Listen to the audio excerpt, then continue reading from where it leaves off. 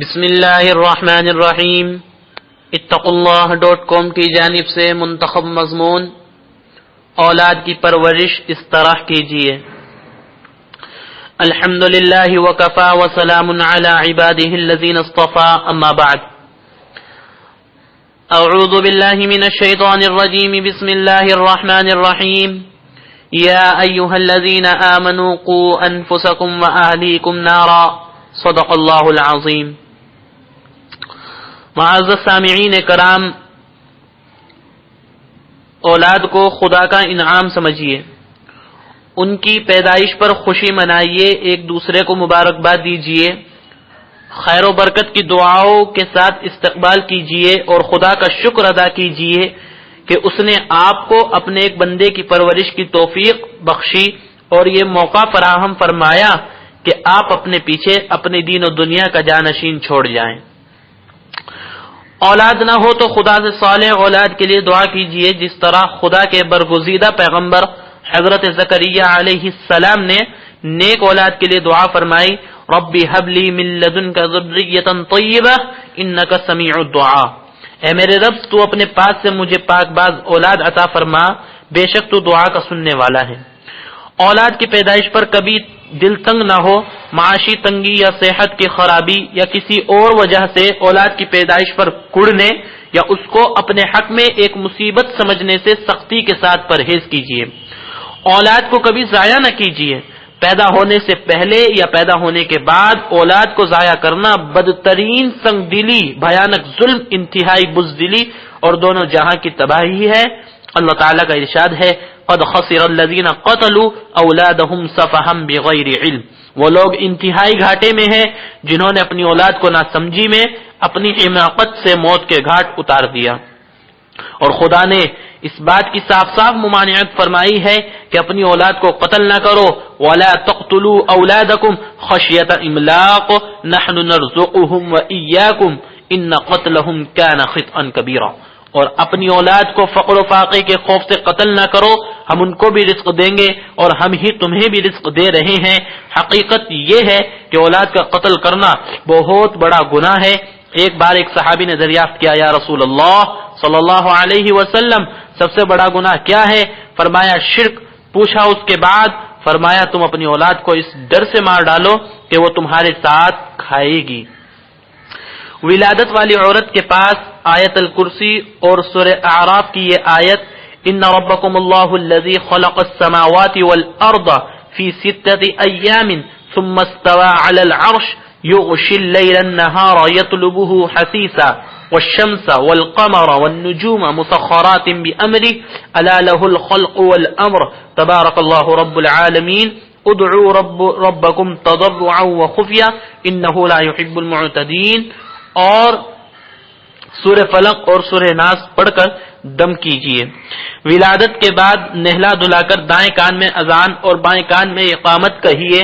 جب حضرت حسین رضی اللہ عنہ کی ولادت ہوئی تو اللہ کے حبیب پاک صلی اللہ علیہ وسلم نے ان کے کان میں اذان و اقامت فرمائی. اور نبی کریم صلی اللہ علیہ وسلم نے یہ بھی فرمایا کہ جس کے یہاں بچے کی ولادت ہو اور وہ اس بچے کے دائیں کان میں اذان اور بائیں کان میں اقامت کہے تو بچہ ام الصبیان کی تکلیف سے محفوظ رہے گا.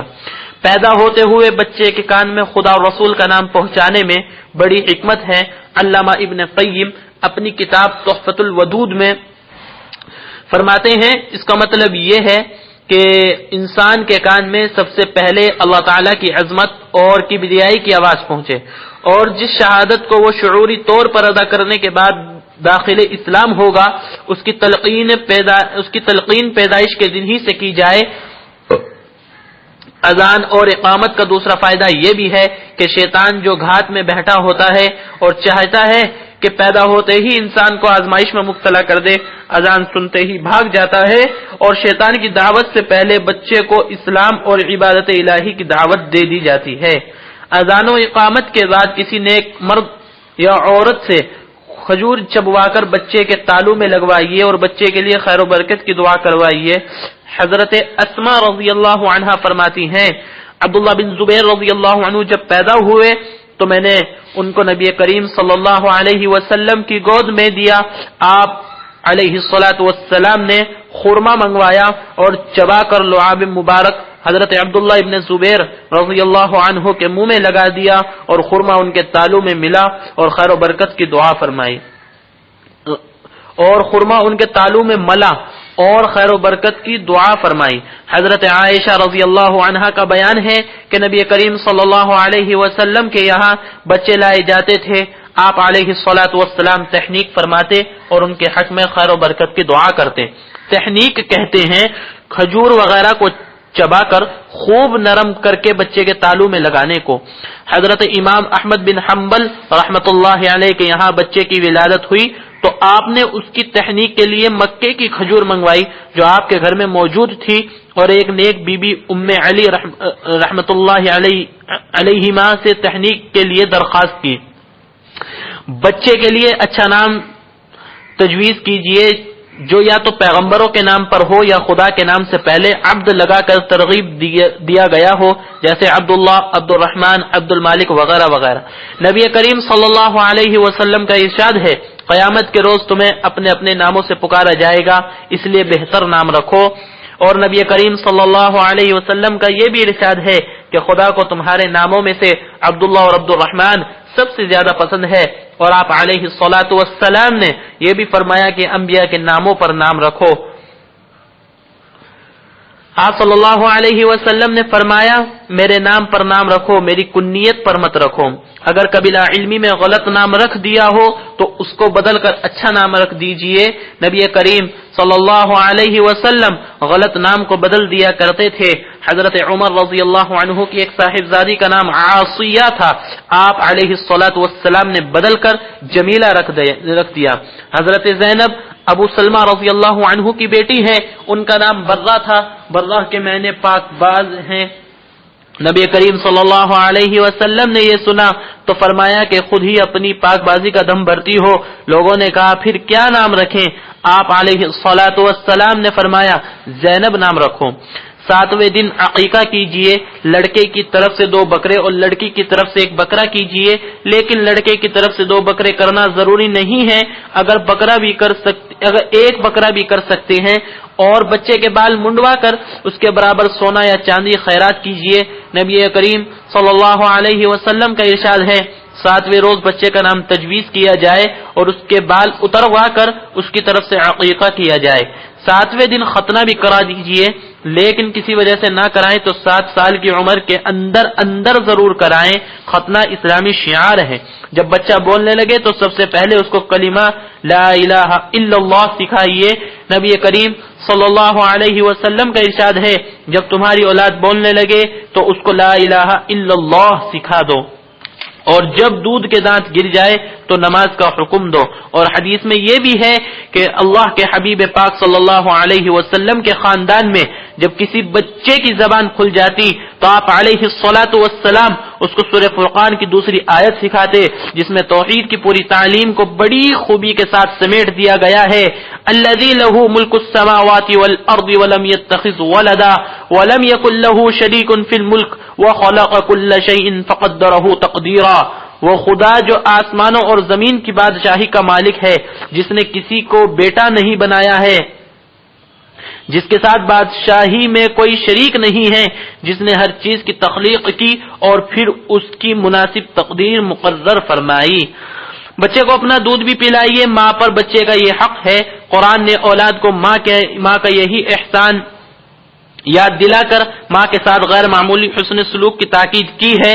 ماں کا فرض یہ ہے کہ وہ بچے کو اپنے دودھ کے ایک ایک قطرے کے ساتھ توحید کا درس اور رسول اللہ صلی اللہ علیہ وسلم کا عشق اور دین کی محبت بھی پلائے، اور اس محبت کو اس کے قلب و روح میں بسانے کی کوشش کرے۔ پرورش کی ذمہ داری بابا پر ڈال کر اپنا بوجھ ہلکا نہ کیجیے، بلکہ اس خوشگوار دینی فریضے کو انجام دے کر روحانی سکون اور سرور محسوس کیجیے۔ بچوں کو ڈرانے سے پرہیز کیجیے۔ ابتدائی عمر کا یہ ڈر ساری زندگی ذہن اور دماغ پر چھایا رہتا ہے، اور ایسے بچے بالعموم زندگی میں کوئی بڑا کارنامہ انجام دینے کے لائق نہیں رہتے۔ اولاد کو بات بات پر ڈانٹنے، جھڑکنے اور برا بھلا کہنے سے سختی کے ساتھ پرہیز کیجیے، اور ان کی کوتاہیوں پر بیزار ہونے اور نفرت کا اظہار کرنے کے بجائے حکمت و سوز کے ساتھ ان کی تربیت کرنے کی محبت آمیز کوشش کیجیے، اور اپنے طرز عمل سے بچوں کے ذہن پر یہ خوف بہرحال غالب رکھیے کہ ان کی کوئی خلاف شرع بات آپ ہرگز برداشت نہ کریں گے۔ اولاد کے ساتھ ہمیشہ شفقت، محبت، نرمی کا برتاؤ کیجیے اور حسب ضرورت و حیثیت ان کی ضروریات پوری کر کے ان کو خوش رکھیے اور اطاعت و فرمانبرداری کے جذبات ابھاریے۔ ایک بار حضرت معاویہ رضی اللہ عنہ نے احنف بن قیس رضی اللہ عنہ سے پوچھا، کہیے اولاد کے سلسلے میں کیا سلوک ہونا چاہیے؟ احنف بن قیس رضی اللہ عنہ نے کہا، امیر المؤمنین، اولاد ہمارے قلوب کا ثمرہ ہے، کمر کی ٹیک ہے، ہماری حیثیت ان کے لیے زمین کی طرح ہے جو نہایت نرم اور بے ضرر ہے، اور ہمارا وجود ان کے لیے سایہ فگن آسمان کی طرح ہے، اور ہم انہی کے ذریعے بڑے بڑے کام انجام دینے کی ہمت کرتے ہیں۔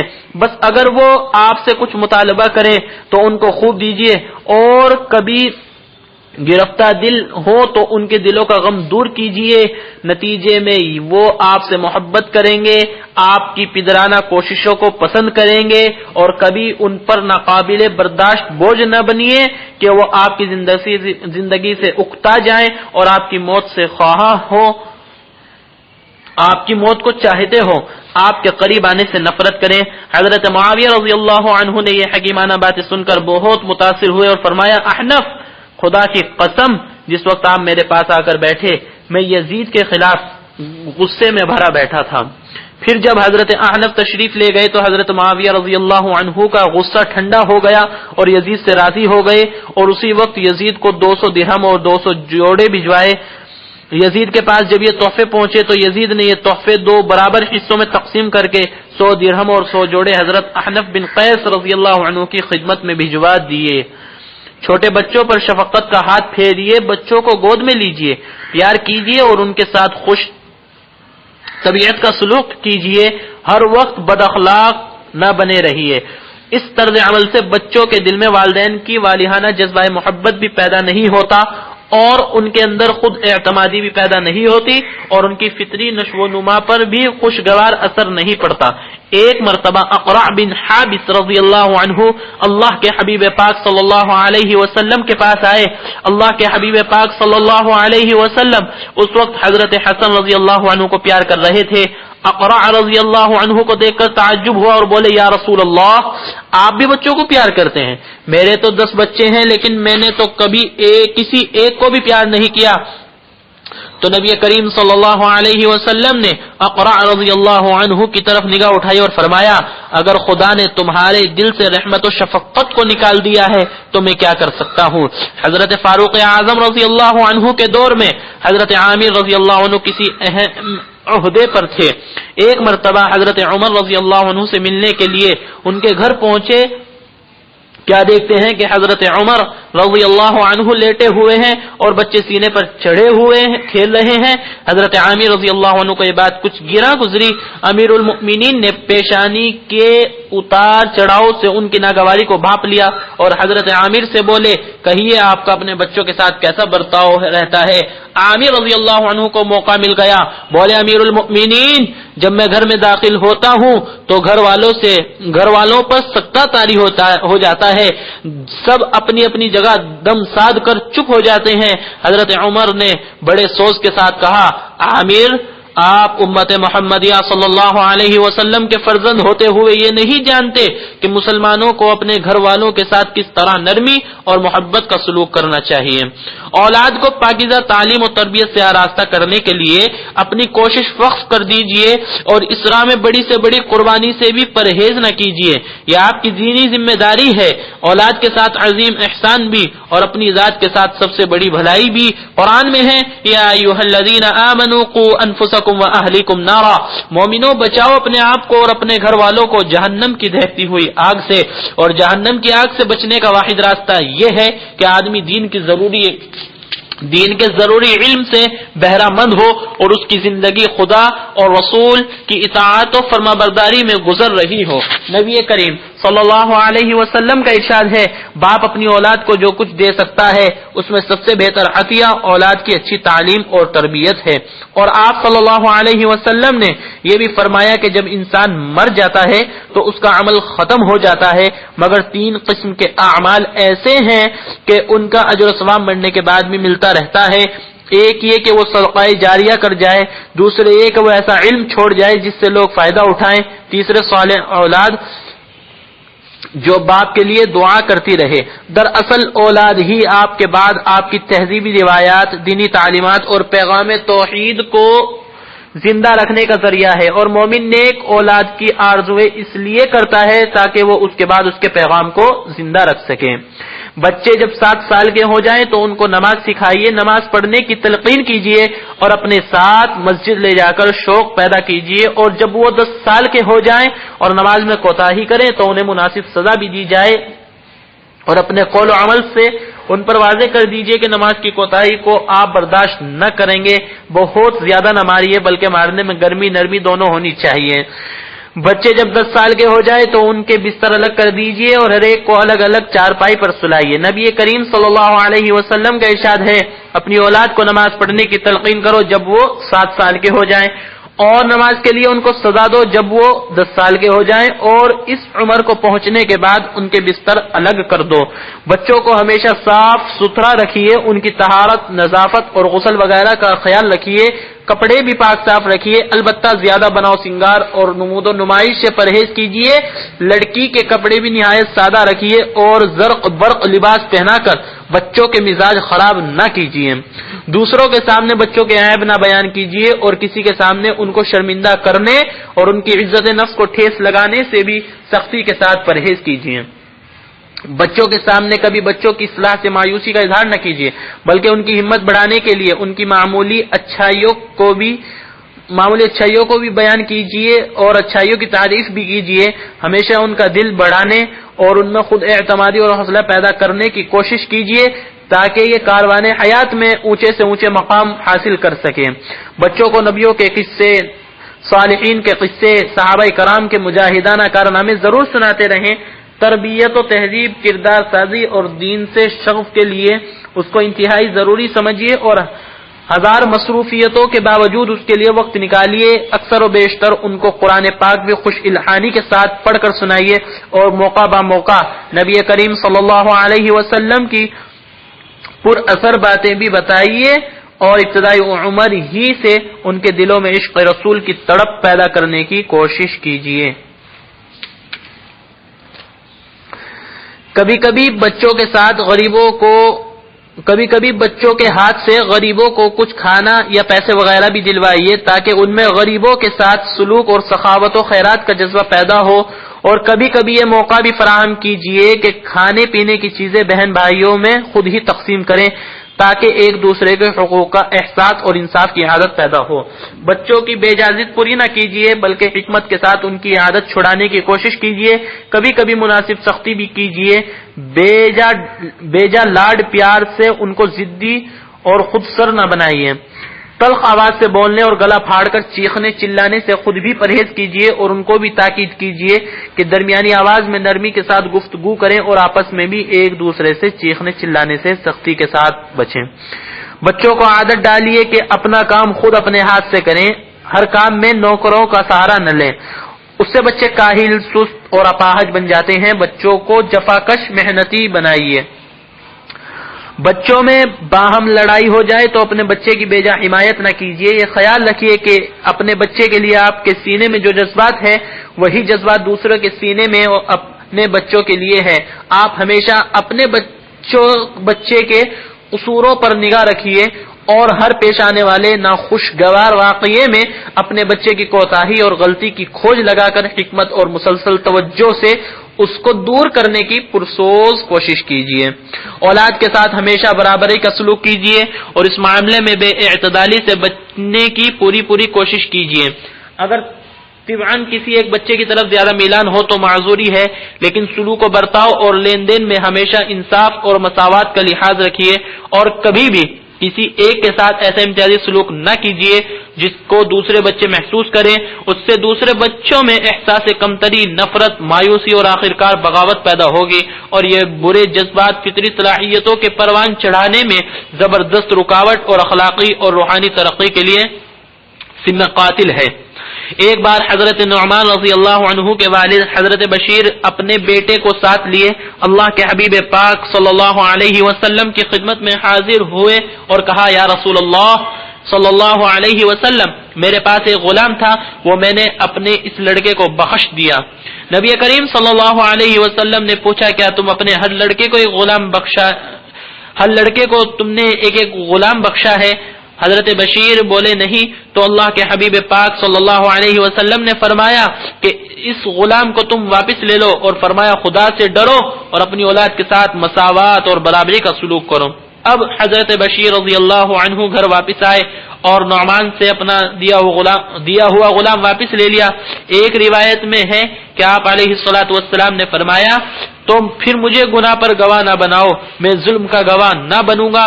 اور ایک روایت میں یہ ہے کہ اللہ کے حبیب پاک نے پوچھا، کیا تم یہ پسند کرتے ہو کہ سب لڑکے تمہارے ساتھ اچھا سلوک کرے؟ حضرت بشیر نے کہا، ہاں یا رسول اللہ صلی اللہ علیہ وسلم، کیوں نہیں؟ اللہ کے حبیب پاک صلی اللہ علیہ وسلم نے فرمایا، پھر ایسا مت کرو۔ بچوں کے سامنے ہمیشہ اچھا عملی نمونہ پیش کیجئے۔ آپ کی زندگی بچوں کے لیے ایک ہر وقت خوش معلم ہے، جس سے بچے ہر وقت پڑھتے اور سیکھتے رہتے ہیں۔ بچوں کے سامنے کبھی مذاق میں بھی جھوٹ نہ بولیے۔ حضرت عبداللہ ابن عامر رضی اللہ عنہ اپنا ایک قصہ بیان کرتے ہیں کہ ایک دن اللہ کے حبیب پاک صلی اللہ علیہ وسلم ہمارے گھر تشریف رکھتے تھے۔ میری والدہ نے مجھے بلایا اور کہا، یہاں آ، میں تجھے چیز دوں گی۔ اللہ کے حبیب پاک نے دیکھ لیا، پوچھا، تم بچے کو کیا دینا چاہتی ہو؟ والدہ بولی، میں اس کو کھجور دینا چاہتی ہوں۔ آپ علیہ الصلوۃ والسلام نے والدہ سے فرمایا، اگر تم دینے کا بہانہ کر کے بلاتی اور بچے کے آنے پر کچھ نہ دیتی تو یہ تمہارے اعمال نامے میں یہ جھوٹ لکھ دیا جاتا۔ لڑکی کی پیدائش پر بھی اس طرح خوشی منائیے جس طرح لڑکے کی پیدائش پر مناتے ہیں۔ لڑکی ہو یا لڑکا، دونوں ہی خدا کا عطیہ ہیں، اور خدا ہی بہتر جانتا ہے کہ آپ کے حق میں لڑکی اچھی ہے یا لڑکا۔ لڑکی کی پیدائش پر ناک بھوں چڑھانا اور دل شکستہ ہونا اطاعت شعار مومن کے لیے کسی طرح زیب نہیں دیتا، یہ ناشکری بھی ہے اور خدائے علیم و کریم کی توہین بھی۔ حدیث پاک میں ہے کہ جب کسی کے یہاں لڑکی پیدا ہوتی ہے تو خدا اس کے یہاں فرشتے بھیجتا ہے جو آ کر کہتے ہیں، اے گھر والوں، تم پر سلامتی ہو۔ وہ لڑکی کو اپنے پروں کے سائے میں لے لیتے ہیں اور اس کے سر پر ہاتھ پھیرتے ہوئے کہتے ہیں، یہ کمزور جان ہے جو ایک کمزور جان سے پیدا ہوئی ہے، جو اس بچی کی نگرانی اور پرورش کرے گا، قیامت تک خدا کی مدد اس کی شامل حال رہے گی۔ لڑکیوں کی تربیت اور پرورش انتہائی خوش دلی، روحانی مسرت اور دینی احساس کے ساتھ کیجیے، اور اس کے صلے میں خدا سے بہشت بری کی آرزو کیجیے۔ نبی کریم صلی اللہ علیہ وسلم کا ارشاد ہے، جس شخص نے 3 لڑکیوں یا 3 بہنوں کی سرپرستی کی، انہیں تعلیم و تہذیب سکھائی اور ان کے ساتھ رحم کا سلوک کیا، یہاں تک کہ خدا ان کو بے نیاز کر دے، تو ایسے شخص کے لیے خدا نے جنت واجب فرما دی۔ اس پر ایک آدمی بولا، اگر 2 ہی ہوں؟ تب نبی کریم صلی اللہ علیہ وسلم نے فرمایا، 2 لڑکیوں کی پرورش کا بھی یہی صلہ ہے۔ حضرت ابن عباس رضی اللہ عنہ فرماتے کہ اگر یہ لوگ ایک کے بارے میں پوچھتے تو آپ علیہ الصلوۃ والسلام ایک کی پرورش بھی یہی بشارت دیتے، ایک کی پرورش پر بھی یہی بشارت دیتے۔ حضرت عائشہ رضی اللہ عنہا فرماتی ہیں کہ ایک دن ایک عورت اپنی 2 بچیوں کے لیے میرے پاس آئی اور اس نے کچھ مانگا۔ میرے پاس صرف ایک ہی کھجور تھی، وہ میں نے ان کے ہاتھ پر رکھ دی۔ اس عورت نے کھجور کے 2 ٹکڑے کیے اور آدھی دونوں بچیوں میں بانٹ دی اور خود نہ کھائی۔ اس کے بعد وہ اٹھ کر کھڑی ہوئی اور باہر نکل گئی۔ اس وقت نبی کریم صلی اللہ علیہ وسلم گھر میں تشریف فرما تھے۔ میں نے آپ علیہ الصلوۃ والسلام کو سارا ماجرا کہہ سنایا۔ آپ علیہ الصلوۃ والسلام نے سن کر فرمایا، جو شخص بھی لڑکیوں کی پیدائش کے ذریعے آزمایا جائے اور وہ ان کے ساتھ اچھا سلوک کر کے آزمائش میں کامیاب ہو تو یہ لڑکیاں اس کے لیے قیامت کے روز جہنم کی آگ سے ڈھال بن جائے گی۔ لڑکی ضعیف جنس ہے اور اس سے کما کر دینے کی امیدیں بھی وابستہ نہیں ہوتی ہے، اس لیے لڑکیاں بہت سے خاندانوں میں مظلوم و مقہور ہو کر زندگی گزارتی ہے، ان کے واجب حقوق بھی پامال کر دیے جاتے ہیں، چاہے جائے کہ ان کے ساتھ حسن سلوک اور اچھا برتاؤ کیا جائے۔ اللہ کے حبیب پاک صلی اللہ علیہ وسلم نے لڑکیوں کی پرورش کرنے اور خیر خبر رکھنے والے کو بشارت سنائی کہ ایسا شخص دوزخ سے محفوظ رہے گا اور لڑکیوں کی یہ خدمت اس کے لیے دوزخ سے بچانے کے لیے آڑ بن جائے گی۔ اپنی لڑکی ہو یا کسی دوسرے مسلمان کی یتیم بچی ہو، ان سب کی پرورش کی یہی فضیلت ہے۔ بہت سی عورتیں سوتیلی لڑکیوں پر ظلم کرتی ہیں اور بہت سے مرد اپنی بیوہ لڑکی یا غیر شادی شدہ لڑکی سے گھبرا جاتے ہیں جس کا نکاح ہونے میں کسی وجہ سے دیر ہو، اور بعض مرد نئی بیوی کی وجہ سے پہلی بیوی کی اولاد پر ظلم کرتے ہیں۔ ایسے لوگوں کو اس حدیث سے سبق حاصل کرنا لازم ہے۔ حضرت سراقہ بن مالک رضی اللہ عنہ سے روایت ہے کہ اللہ کے حبیب پاک صلی اللہ علیہ وسلم نے فرمایا کہ تمہیں افضل ترین صدقہ نہ بتاؤں؟ پھر خود ہی جواب دیا کہ افضل ترین صدقہ یہ ہے کہ تم اپنی لڑکی پر خرچ کرو جو طلاق کی وجہ سے یا بیوہ ہو کر تمہارے پاس شوہر سے واپس آ گئی، تمہارے علاوہ کوئی اس کے لیے کمائی کرنے والا نہیں ہے۔ لڑکی کو حقیر نہ جانیے، نہ لڑکے کو اس پر کسی معاملے میں ترجیح دیجیے، دونوں کے ساتھ یکساں محبت کا اظہار کیجیے اور یکساں سلوک کیجیے۔ آپ علیہ الصلوۃ والسلام کا ارشاد ہے جس کے ہاں لڑکی پیدا ہوئی اور اس نے جاہلیت کے طریقے پر اسے زندہ دفن نہیں کیا اور نہ اس کو حقیر جانا اور نہ لڑکے کو اس کے مقابلے میں ترجیح دی اور زیادہ سمجھا، تو ایسے آدمی کو خدا جنت میں داخل کرے گا۔ جائیداد میں لڑکی کا مقررہ حصہ پوری خوش دلی اور اہتمام کے ساتھ دیجیے، یہ خدا کا فرض کردہ حصہ ہے، اس میں کمی بیشی کرنے کا کسی کو کوئی اختیار نہیں ہے۔ لڑکی کا حصہ دینے میں حیلے کرنا یا اپنی ثوابدید کے مطابق کچھ دے دلا کر مطمئن ہو جانا اطاعت شعار مومن کا کام نہیں ہے، ایسا کرنا بھی خیانت ہے اور خدا کے دین کی توہین ہے۔ ان تمام عملی تدبیروں کے ساتھ ساتھ نہایت سوز اور دل کی لگن کے ساتھ اولاد کے حق میں دعا بھی کرتے رہیے۔ خدا رحمان و رحیم سے توقع ہے کہ وہ والدین کے دل کی گہرائیوں سے نکلی ہوئی پرسوز دعائیں ضائع نہ فرمائیں گے۔ اللہ تبارک تعالی ہمیں ان باتوں پر غور و فکر کرنے کی توفیق عطا فرمائے، عمل کرنے کی توفیق عطا فرمائے اور اپنے بچوں کی تربیت صحیح انداز پر کرنے کی توفیق عطا فرمائے۔ آمین۔ وآخر دعوانا ان الحمد للہ رب العالمین۔